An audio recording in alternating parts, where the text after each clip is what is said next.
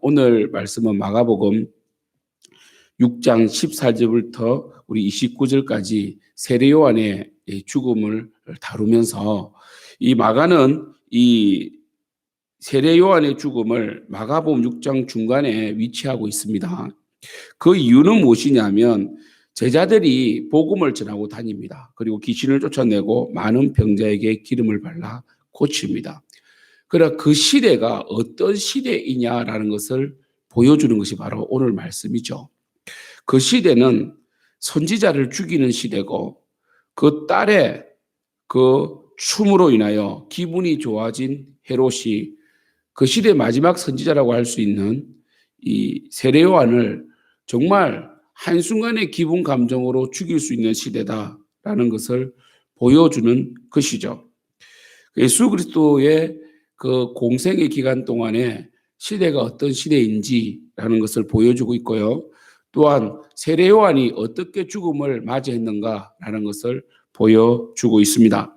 특별히 세례 요한에 대한 말씀은 마태복음 11장에 세례 요한이 감옥에 갇혔을 때에 예수 그리스도가 메시아임을 한 번 더 확정하고 확인하는 사건이 나옵니다. 그 부분에서 세례 요한이 결코 예수 그리스도의 메시아성을 의심한 것은 아닙니다. 늘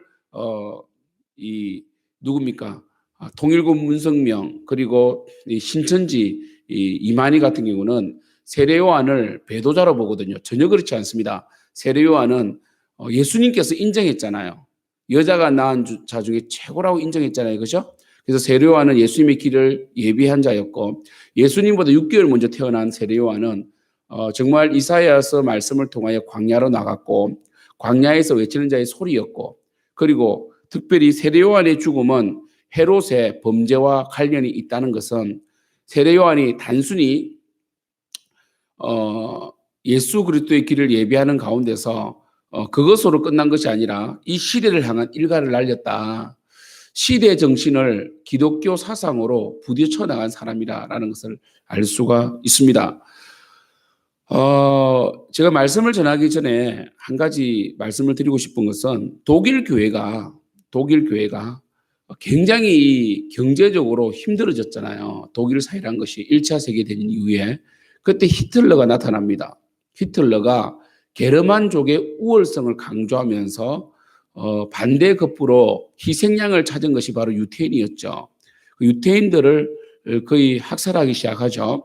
그때 대부분의 독일 교회가 히틀러를 지지했다는 것을 아십니까? 독일 교회들이 이 독일의 고백교회 외에는 히틀러를 메시아로 보고 마치 뭡니까? 히틀러가 어떻게 조작했나고 하면 유태인들을 학살할 수밖에 없는 것은 예수님께서 돌아가셨을 때 빌라도가 뭐라고 했습니까? 나는 이 사람의 피에 상관이 없다. 그랬을 때 그들이 뭐라고 했어요? 그 피를 우리에게 돌려라. 우리야 우리 자손에게 돌려라.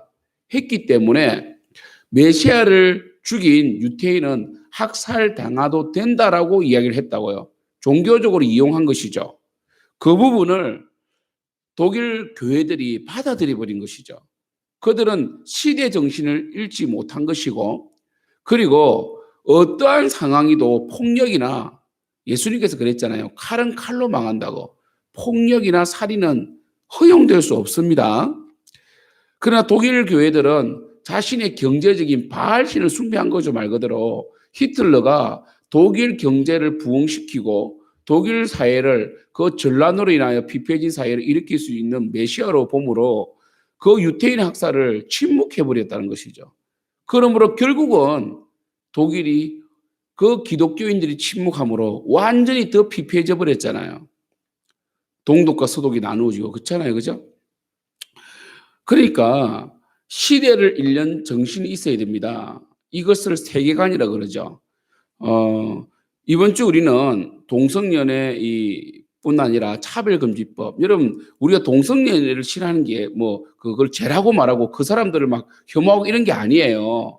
우리가 하고자 하는 것은 뭐냐면 차별금지법이 통과되면 사실 동성애법으로 계속 그들은 싸우고 나가는데 그게 아니라 모든 전반적인 기독교 전도 활동이 금지가 되게 돼 있어요. 전하는 이가 없이 어떻게 믿겠습니까? 로마서 말씀 나오는 것처럼. 그래서 우리는 이 생명을 전해줘야 되기 때문에 분명히 시대 정신 가운데 우리의 행동을 해야 된단 말이에요. 그래서 우리 이번 주일날 차별금지법, 이 성평등 조례가 경기도에서 3월 달에 통과시키려고 하기 때문에 반대 서명을 해야 됩니다. 그래서 서명지를 준비해서 서명을 하게 할 거거든요. 여러분 자발적으로 하시면 돼요. 그러니까 이 세례 요한은 그 시대의 왕인 헤롯 왕, 헤롯 왕은 사실 이 유대 전체를 통치하는 왕이 아니라 분봉 왕이라고 되어 있습니다. 분봉 왕은 뭐냐면 나라를 나누어서 통치하는 그 한 지역의 왕이 바로 헤롯이죠. 그래서 헤롯의 동생 빌립도, 헤롯 빌립도 한 지역을 통치하고 있었는데 이 헤롯이 자신의 전 부인을, 그러니까 정실 부인을 쫓아내고 이 자신의 동생인 빌립의 아내 헤로디아를 빼앗아 버린 거예요. 그것은 옳지 않죠. 왜냐하면 그것은 뭡니까? 레위기 18장 19절에 위배되거든요. 레위기 18장 19절 볼까요? 우리 보겠습니다. 보는 게 중요할 것 같아요. 레위기 18장 보면 나오죠. 18장 16절에 나오죠. 뭐라고 되어 있냐면 레위기 18장 16절에 너는 내 형제의 아내의 하체를 범하지 말라. 이는 내 형제의 하체니라. 율법을 완전히 이제 정면으로 어기는 것이거든요. 성경은 특별히 음란에 대해서 건칭상간이라든지 그리고 이 여러 가지 음란에 대해서 굉장히 경고를 하고 있거든요. 그것은 한 영혼을 피폐하게 만들 뿐만 아니라 한 사회를 무섭게 멸망시키는 것이 바로 음란입니다. 로마도 결국 음란으로 무너졌지 않습니까?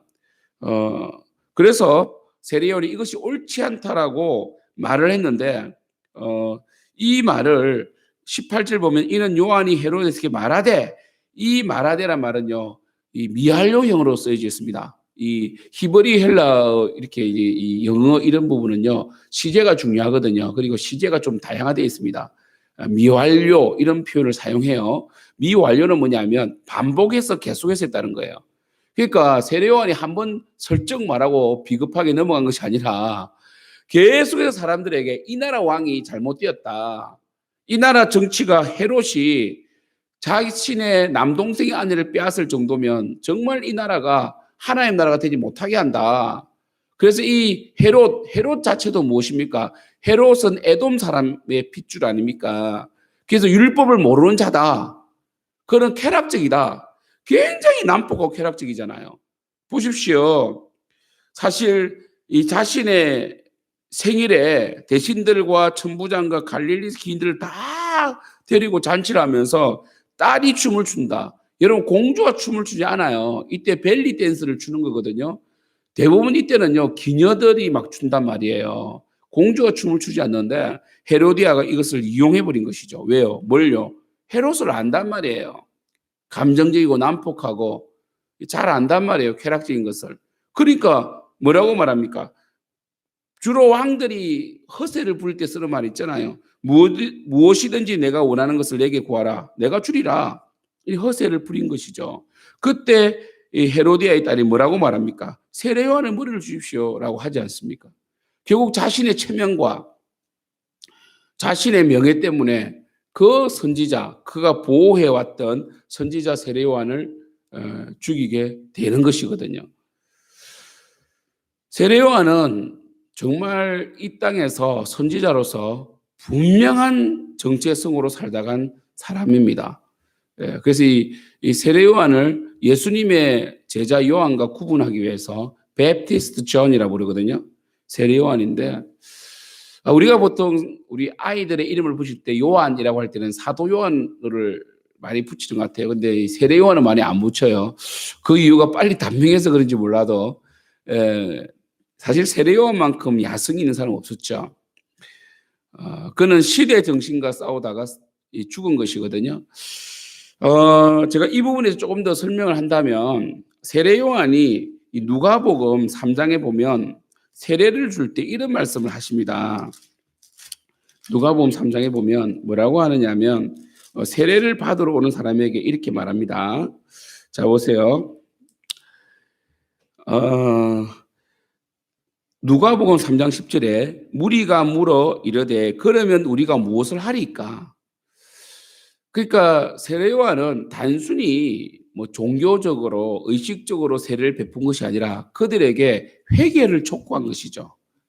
그 시대의 시대 정신과 싸웠다는 걸 알 수가 있죠.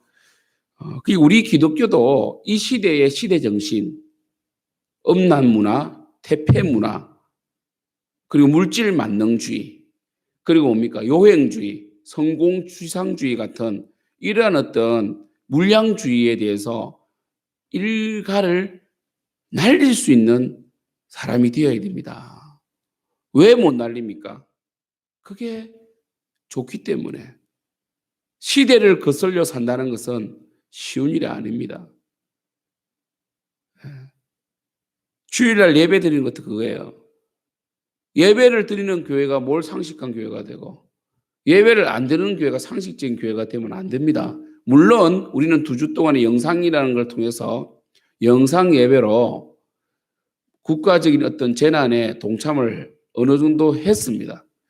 만약에 우리 교회가 영상 시스템이 준비되지 않았다면 저는 분명히 오프라인에서 예배를 드렸을 겁니다.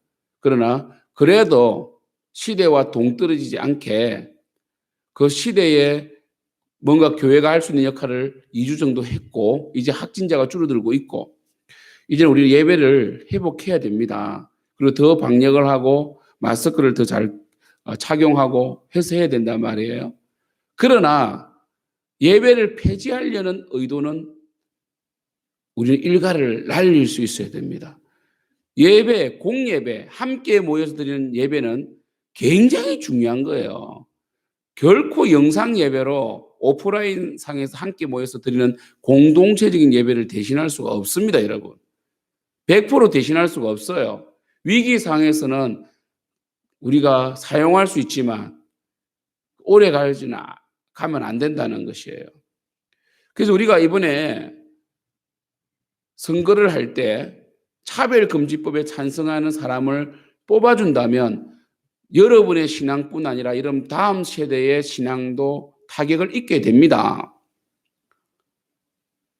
우리는 계속해서 기독교가 그 잘못된 죄로 인하여 발생된 부분을 감당하고자 해야 돼요.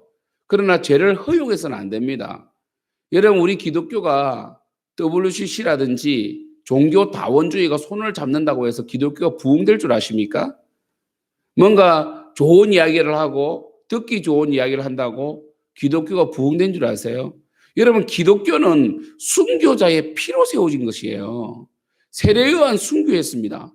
세례 요한의 순교는 예수 그리스도의 죽으심을 복선으로 깔고 있단 말이에요. 결국 죽어야 사는 종교가 바로 기독교예요. 여러분, 절대로 타협하지 않기를 축복합니다. 괜찮아요, 여러분. 그들의 독서를 괜찮습니다. 우리는 철저하게 세례 요한처럼 도덕성을 유지하는 가운데서 시대를 향한 일가를 날릴 수 있는 힘 있는 교회가 되어야 됩니다. 할렐루야. 저는 우리 한국교회 대형 교회들이 좀 이런 모습을 보여줬으면 좋겠어요.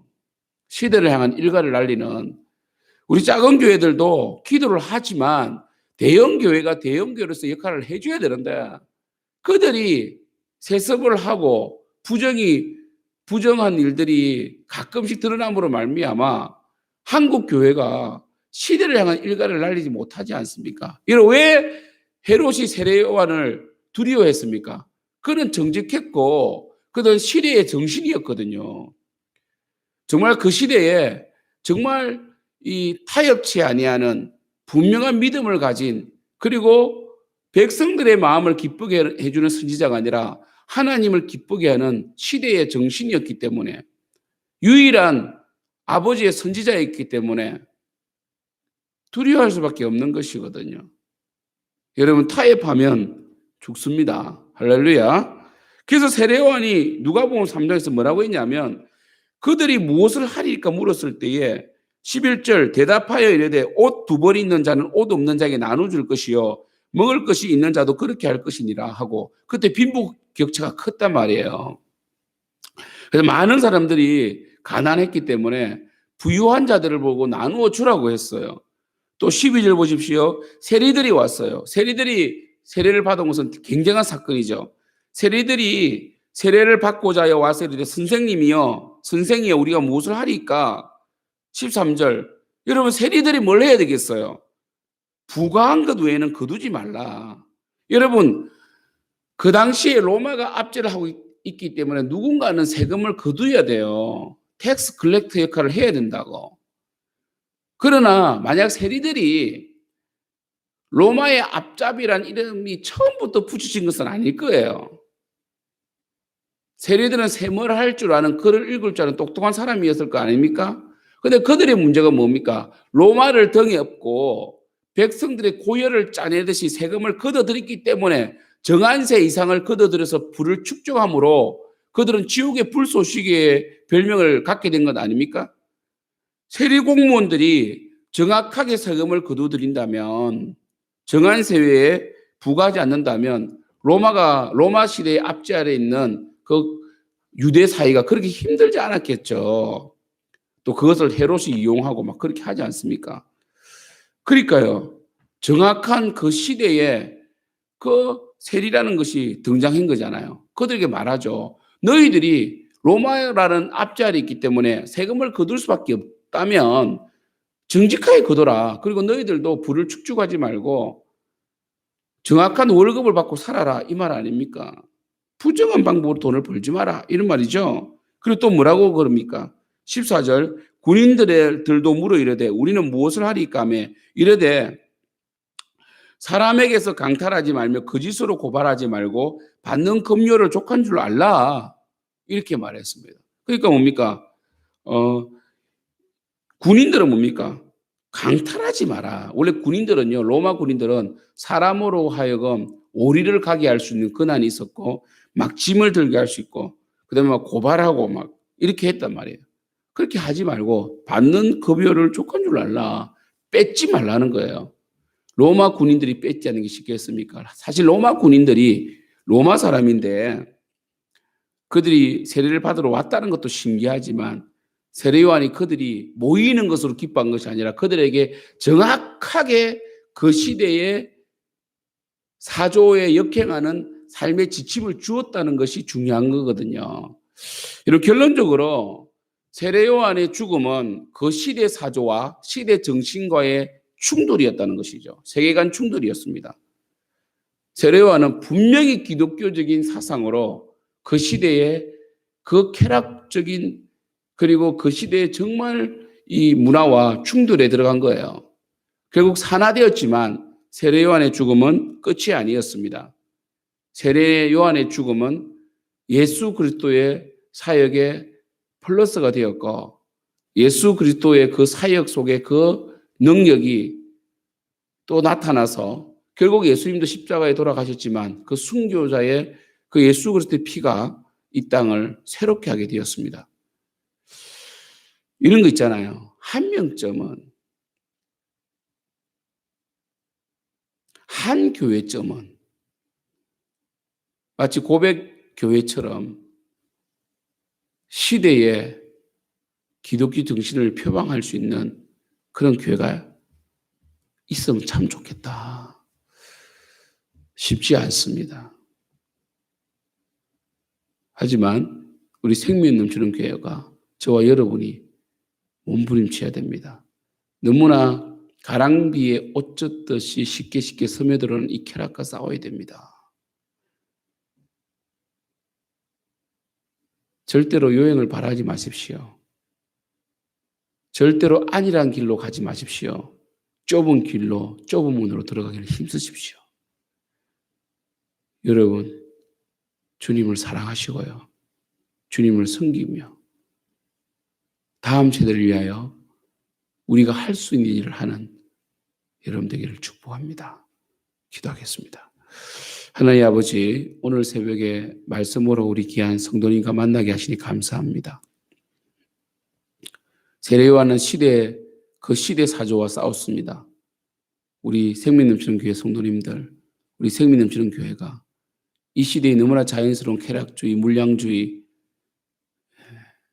외모지상주의, 대박신화, 요행 이런 퇴폐 문화들과 싸워나가게 도와주시고 사람을 모으는 것이 중요한 것이 아니라 바른 신앙을 갖도록 몸부림치시도록 역사하여 주시옵소서. 이 시대에 제2, 제3의 세례 요한이 우리 교회에서 나오게 도와주시고 우리 교회가 정말 믿음 안에서 고군분투하게 도와주세요. 예수님의 이름으로 기도드립니다. 아멘.